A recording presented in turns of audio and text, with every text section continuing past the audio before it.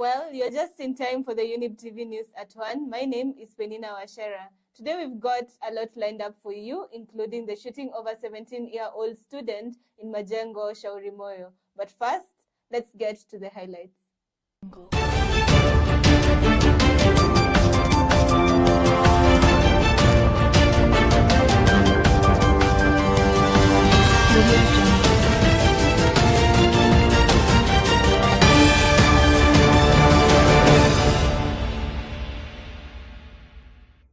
Ikawa na shoot, akashutua kwanza, wa pili, wa tatu, wanne ni Ibrahim akashutiwa kichwa. Alikuwa na shoot mwingine, huyo akamuona akalala, ikakuja imempata, ndio Muksara akasema Ibrahim ulikuwa nyuma yangu. Sasa mimi niko hapo hivyo nimeketi ninaendelea tu na shughuli. Mtoto mdogo ndiye alikuja akasema ma ni Ibrahim. Ibrahim amevaa ile kanzu yake, nimemuona ni mtoto wako Ibrahim amelala chini, nikakimbia. So nataka tuende kwa jamaa mwenye mtego. Tuongee na mwenye mtego.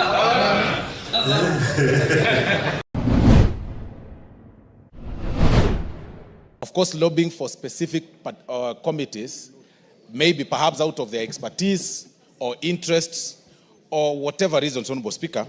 But I want to say this, that this House is very wealthy of very experienced and rich CVs, Honorable Speaker. More than 40 members indicated interest in changing committees.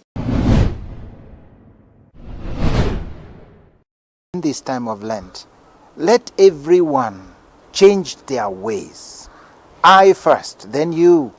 I, knowing my weaknesses, my ill actions, my ill intentions, my malice, must change off to make it love, understanding, forgiveness, as God has forgiven us. Nimekuja apply jobs industries. So far apply, to wameniambia tungoje tuitwe interview.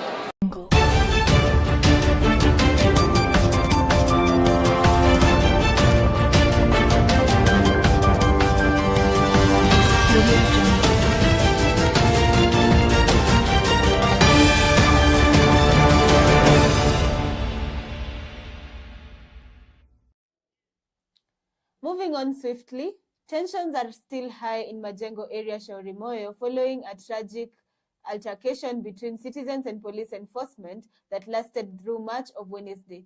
At the center of the chaos is the death of a 17-year-old Ibrahim Ramadan Chege, whose family claims that officers purposefully shot him shortly after he left the mosque when he had gone for his Tuesday evening prayers.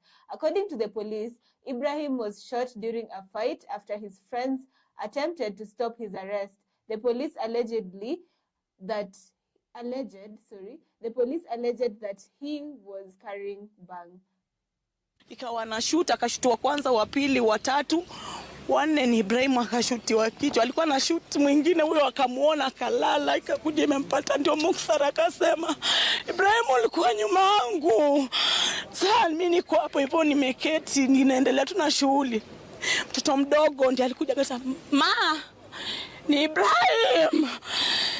Ibrahim amevaa ile kanzu yake, nimemuona ni mtoto wako Ibrahim amelala chini, nikakimbia. We are telling the government and particularly the police service, justice must be done.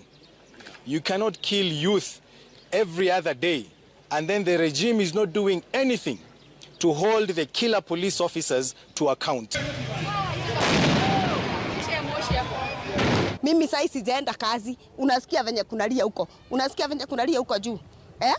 Wewe ni mfanyi wa citizen, unasikia venye kunalia, si ndio? Lakini tumezaa. Wewe umezaa, mimi nimezaa. Lakini sasa tutafanya vijana aje? Unatolewa, unauliwa kijana wako ukiona shwari. Tuko na wasiwasi huku juu vita ni kali, hatuna kasi, hatuendi kasi juu ya vita. Watoto wanaumia na matiangas. Sasa tunashindwa, hii ni Kenya gani?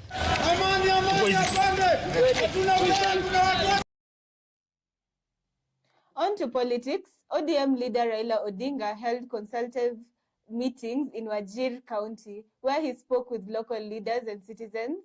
Odinga stated that he will soon make his next political announcement after taking the time to get opinions from local leaders and citizens. Additionally, Odinga continued castigating former Deputy President Rigathi Gachagua following his comments on creating traps at the State House.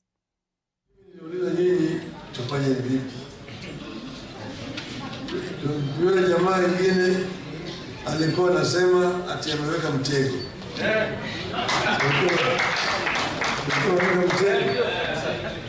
Alikuwa anaweka mtego. Kila mahali ameweka mtego. Kuna kitu ya kupita, kuna mambo ya handshake, kuna mambo ya nusu mkate. Tunasema namna hiyo. So tunataka tuende kwa jamaa mwenye mtego. Tuongee mwenye mtego. Mimi niwaambia yeye hadithi ya Kiswahili. Tendawili. Mtego ya panya kuingia waliomo na wasiokuwemo. Allies of former Deputy President Rigathi Gachagua have been removed from important National Assembly committees. James Gakuya, Member of Parliament for Embakasi North, was among those expelled. Kiharu lawmaker Didi Nyoro's future is still undecided. The action comes after Gachagua's Senate friends were also removed, including Senator John Methu of Nyandarua and Senator Karungo Wadhungwo of Kiambu. Of course, lobbying for specific committees, maybe perhaps out of their expertise or interests or whatever reason, Honorable Speaker.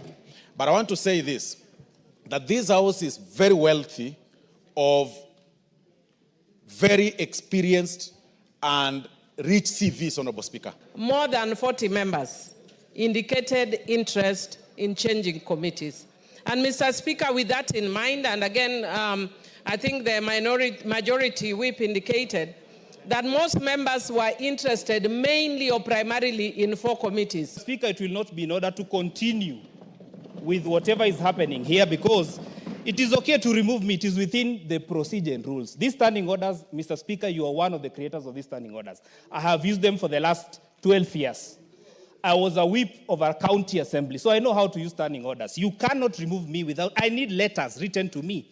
Accord me a hearing. Go and do those things in the County Assembly of Kajiado, not in the National Assembly. Spend your time in the National Assembly discussing matters of greater importance to the people of Kajiado North.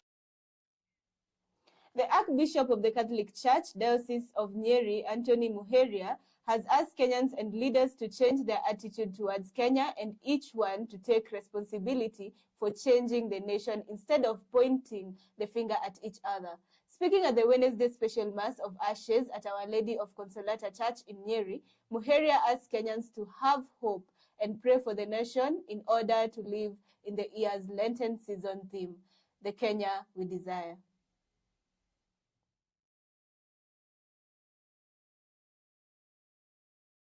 In this time of Lent, let everyone change their ways. I first, then you. I, knowing my weaknesses, my ill actions, my ill intentions, my malice, must change off to make it love, understanding, forgiveness, as God has forgiven us. Kazi ya mchungaji ni kuwa a shepherd, to shepherd the people towards religious. Sio kusimama kwa kanisa na kutukana serikali. Sio kusimama kanisa na kuanza kusomea president. Hiyo waachia watu wa siasa. Sasa wewe mchungaji ukitaka kutukana president na kuongea siasa, wewe toa kanzu, enda pale uitishe kura, ukuwe mtu wa siasa. Thousands of jobless Kenyans flocked Jesus Winners Ministry in Roysambu, Nairobi County as the government resumed interviews for foreign job placements. The hopeful job applicants yearning for a chance at employment abroad responded to the President Ruto's call last Sunday when he announced overseas recruitment exercise at the sanctuary successful applicants were promised by Labour CS Dr. Alfred Mutua that their passport will be completed in 3 days. Here's the report. Kuja ku-apply job za industries. So far nime-apply, to wameniambia tungoje tuitwe interview. Nimekuja huku kutafuta kazi yenye nitapata, like nimesomea caregiver, home nursing. And currently, and I'm expecting that what the minister promised, that they will cater for those flight services, medical. Sisi tunaanzisha mpango ambao unaharakisha tuone vile tunaweza kupata government funding. Unapata pesa, Youth Enterprise Fund ama uwezo ama zingine, uweze kupata hizo fedha, uweze kwenda ngambo, ukifika ulipe, urudishe kwa mpango wa kulipia polepole, ndio wenzako pia waweze kupata hiyo nafasi. Tumeform unit katika ofisi yangu ambayo utapata passport kwa siku 2, ikikaa sana siku ya 3. Umake sure kwamba ile agency na kupeleka ngambo iko registered na National Employment Agency. Usiende na travel agency. Travel agencies zinawapeleka watu Thailand, wengine wanaenda kule Myanmar, wanakuwa slaves. The Kenya Union of Clinical Officers, KUCO, are now calling on the government to follow the return to work formula which they signed in 2024. Additionally, the striking clinical officers have declared their intention to gather signatures in order to request the resignation of SHA authorities. Nonetheless, the health minister has pushed the medical staff to resume their duties, stressing that they will be paid.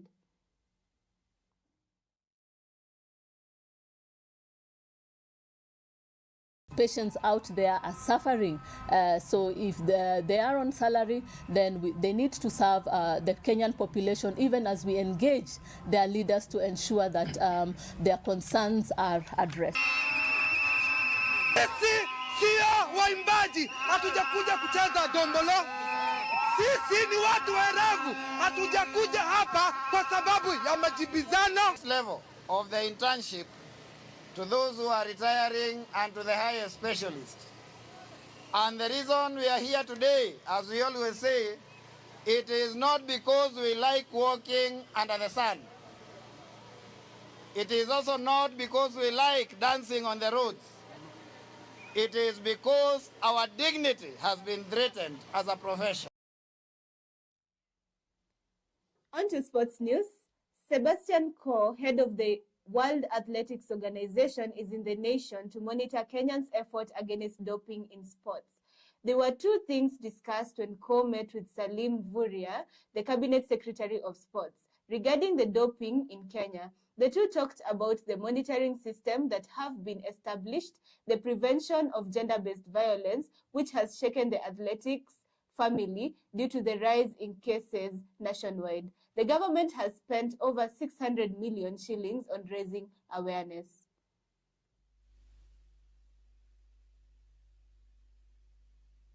We both recognize, the efforts that the Kenya government has taken to ensure that we remain with a good profile as a country, and also our athletes, so that we can continue to have a good profile, in the world of athletics.